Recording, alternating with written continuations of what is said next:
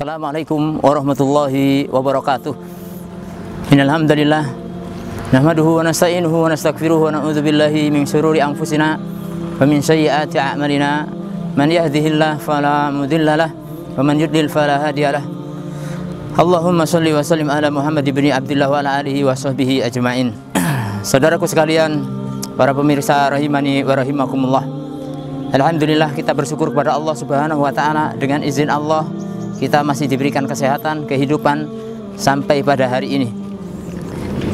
Pada kesempatan kali ini saya akan sampaikan bahwasanya kita saksikan di luar sana saudara-saudara kita banyak yang terkala ia melakukan suatu amalan-amalan dan dia sulit untuk meninggalkan kebiasaan-kebiasaan tersebut, walaupun amalan tersebut sebenarnya dilarang oleh Allah Subhanahu wa taala. Amalan tersebut diharamkan oleh Allah Subhanahu wa taala. Akan tetapi barang siapa yang mampu meninggalkan sesuatu tersebut karena Allah Subhanahu wa taala, maka Allah Subhanahu wa taala akan menggantinya dengan yang lebih baik daripadanya. Misalnya kita biasa setiap hari di hari-hari biasa kita makan dan minum, lalu Allah Subhanahu wa taala hadirkan kepada kita bulan Ramadan, lalu kita meninggalkan makan dan minum kita karena Allah Subhanahu wa taala, maka Allah Subhanahu wa taala akan menggantinya dengan yang lebih baik daripada hal tersebut. Sebagaimana hadis yang diriwayatkan oleh Imam Ahmad, hadis ini juga disahihkan oleh Syekh Salim Al-Id Al-Hilal, di mana beliau mengatakan, innaka lan tada'a syai'an lillah illa baddalakallahu laka khairan minhu. Sesungguhnya jika engkau meninggalkan sesuatu karena Allah Subhanahu wa taala, maka Allah Subhanahu wa taala akan menggantikan kita dengan amalan yang lebih baik, dengan pahala yang lebih baik, atau dengan sesuatu yang lebih baik daripada hal tersebut. Satu contoh, jika kita meninggalkan amalan-amalan syirik, kebiasaan-kebiasaan syirik, maka Allah Subhanahu wa taala akan menggantikan dengan amalan-amalan sunnah, amalan-amalan yang dicontohkan oleh Rasulullah Shallallahu alaihi wasallam.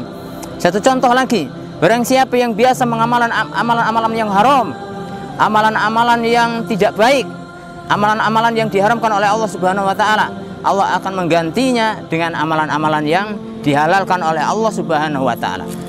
Atau contohnya seseorang yang meninggalkan makanan yang haram, maka Allah akan menggantinya dengan makanan yang halal di sisi Allah Subhanahu wa taala. Atau contoh berikutnya, kita dahulu memiliki teman-teman yang teman-teman tersebut tidak biasa mentaati Allah Subhanahu wa taala, tidak biasa datang ke masjid, tidak biasa datang ke majelis-majelis ilmu, ya, ke tempat-tempat majelis taklim.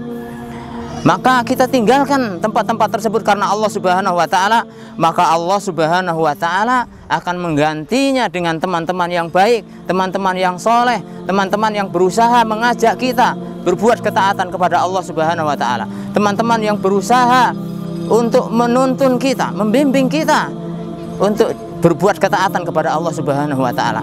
Karena sebenarnya ayyuhal ikhwah fiddin rahimani wa rahimakumullah, dalam hidup ini tidak ada kebahagiaan kecuali jika kita berbuat ketaatan kepada Allah Subhanahu wa taala.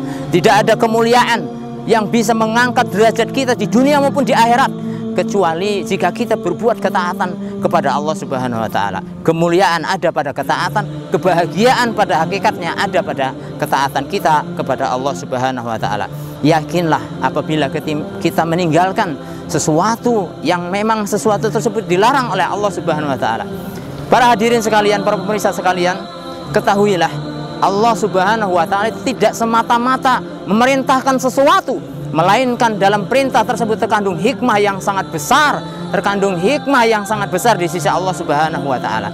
Sebaliknya, jika Allah Subhanahu wa taala melarang sesuatu yang dilarang oleh Allah Subhanahu wa taala, mengharamkan sesuatu yang diharamkan oleh Allah Subhanahu wa taala, ketahuilah sesungguhnya di balik perkara tersebut ada bahaya besar yang mengancam kita. Ada bahaya yang mengancam kita. Kita akan celaka jika kita memaksakan diri untuk melakukan sesuatu yang diharamkan oleh Allah Subhanahu wa taala. Saudaraku sekalian, percaya Allah Subhanahu wa taala menginginkan kebaikan kepada kita semuanya. Allah Subhanahu wa taala menginginkan kemaslahatan kepada kita semuanya di dunia ini, bahkan nanti di akhirat. Tidak ada kebahagiaan kecuali kebahagiaan yang datang dari Allah Subhanahu wa taala. Tidak ada kemuliaan kecuali kemuliaan tersebut datangnya dari Allah Subhanahu wa taala. Oleh sebab itu, kita harus senantiasa berharap kebahagiaan itu kepada Allah Subhanahu wa taala. Berharap kemuliaan datangnya dari Allah Subhanahu wa taala. Caranya bagaimana? Caranya adalah kita berbuat sesuatu karena Allah dan kita meninggalkan sesuatu karena Allah Subhanahu wa taala. Jika kita melakukan sesuatu karena Allah, maka Allah Subhanahu wa taala akan menolong perbuatan kita. Allah Subhanahu wa taala akan menuntun amal-amal kita. Jika amal kita dituntun oleh Allah Subhanahu wa taala, tidak satu pun dari semua manusia, semua makhluk yang ada di dunia ini yang bisa menyesatkan orang tersebut. Namun sebaliknya, barang siapa yang dibiarkan oleh Allah, tidak dituntun oleh Allah, dibiarkan dia melakukan satu amalan-amalan yang diharamkan oleh Allah Subhanahu wa taala, maka tidak ada satupun orang di dunia ini yang bisa menunjuki dia. Tidak ada satu orang di dunia ini yang bisa menolong dia. Bahkan bergabung jin dan manusia untuk menyelamatkan dia, demi Allah, dia tidak akan bisa selamat tanpa pertolongan Allah Subhanahu wa taala. Saudaraku sekalian, mulai hari ini sudah saatnya kita berhijrah. Mulai hari ini sudah saatnya kita berpindah, ya, dari perbuatan-perbuatan yang buruk menuju perbuatan-perbuatan yang baik, menuju perbuatan-perbuatan yang dari perbuatan-perbuatan sesuatu yang diharamkan oleh Allah menuju perbuatan-perbuatan yang dihalalkan oleh Allah Subhanahu wa taala. Terlebih Allah Subhanahu wa taala sudah begitu banyak memberikan tanda-tanda bahwasanya dunia ini semakin hari semakin tua, ya, semakin hari semakin mendekati kehancurannya. Oleh sebab itu, kapan lagi kita kalau tidak berusaha berpindah, berusaha berhijrah pada hari ini, mulai saat ini, ya, menuju Allah Subhanahu wa taala. Saudaraku sekalian, yakinlah Allah Subhanahu wa taala tidak pernah menyia-nyiakan hambanya. Allah Subhanahu wa taala tidak pernah menyia-nyiakan hambanya yang selalu berharap kepada Allah Subhanahu wa taala. Siapa yang menginginkan pertolongan Allah, pasti Allah akan menolong, karena Allah itu adalah zat yang maha baik. Allah itu adalah zat yang maha penolong. Maka terus minta tolong kepada Allah Subhanahu wa taala, Allah akan menolong kita. Terus berharap kepada Allah Subhanahu wa taala, Allah tidak akan menyia-nyiakan harapan kita.